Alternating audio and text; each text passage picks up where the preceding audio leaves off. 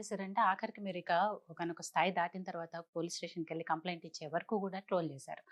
సరిగ్గా అవన్నీ నేను పోలీస్ స్టేషన్ కంప్లైంట్ అంటే మా మీద సోషల్ మీడియాలో కంప్లైంట్స్ ఇప్పుడు వైఎస్ఆర్సీపీ వాళ్ళ మీద మీరు కంప్లైంట్స్ తీసుకుంటున్నారు కదా, మరి మా మీద మీ సార్ ఎప్పుడు 2 years బ్యాక్ పవన్ కళ్యాణ్ మీద ఏదో కామెంట్ చేశారని ఇప్పుడు వచ్చి యాక్షన్ తీసుకొని మీరు నోటీసులు ఇచ్చారే, మరి ఇప్పుడు మా మీద కామెంట్ చేస్తుంటే మీకు ఏమైనా కళ్ళు మరి నాకు బూతులు వస్తున్నాయి, మీకు ఏమవుతున్నాయి మరి మరి మీరెందుకు మా కంప్లైంట్స్ తీసుకోవట్లేదు? అంటే మేము మనుషులం కావా, మీరే మనుషులా? మరి మా మీద ఏమైనా ఇలాంటి వాళ్ళ కంప్లైంట్ మీరు తీసుకోలేదు కాబట్టి ఇప్పుడు మీ కంప్లైంట్ ఎవరు తీసుకోలేదు? ఎందుకు తీసుకోలేదు? మా గవర్నమెంట్ లో ఎవరు కంప్లైంట్ తీసుకోలే వాళ్ళ ఇలా అక్రమంగా కేసులు ఎప్పుడు బనాయించలేదు. అనవసరంగా సోషల్ మీడియా మీద ఇలా కేసులు పెట్టి స్టేషన్లు తిప్పించడం, జైల్లో పెట్టడం ఇలాగ ఎప్పుడు కూడా మా గవర్నమెంట్ లో ఎప్పుడు మా జగన్మోహన్ రెడ్డి గారు చేయలేదు. ఎమ్మెల్సీగా ఉన్నప్పుడు గవర్నమెంట్ లో ఉన్నప్పుడు 2022 సంవత్సరంలో నా మీద ఒక ఎఫ్ఐఆర్ ఉంది.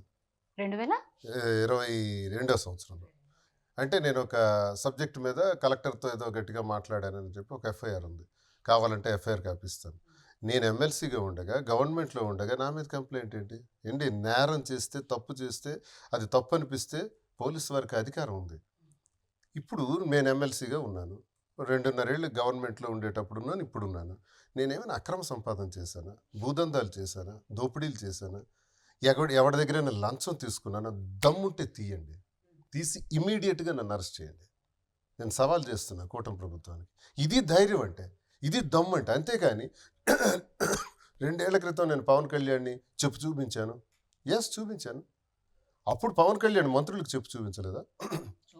సాక్షాత్ జగన్మోహన్ రెడ్డి గారికి నువ్వెంత, నీ బ్రతికెంత అనలేదా? నీ స్థాయి ఎంత అనలేదా? మరి వైసీపీ నా కొడకల్లారా, చెయ్యికి అందే దూరం వస్తే కొట్టిపడేస్తాను అనలేదా? ఇదంతా సూక్తి ముక్తావడా? దీనిపైన మరి ఎందుకు ఇప్పుడు అరెస్ట్ చేయకూడదు ఆయన్ని? ఎందుకు ఆయన పైన కేసు కట్టకూడదు? మరి నేను చెప్పు చూపించడం తప్పు అయితే మరి పవన్ కళ్యాణ్ కూడా మంత్రులకు చెప్పు చూపించాడు కదా.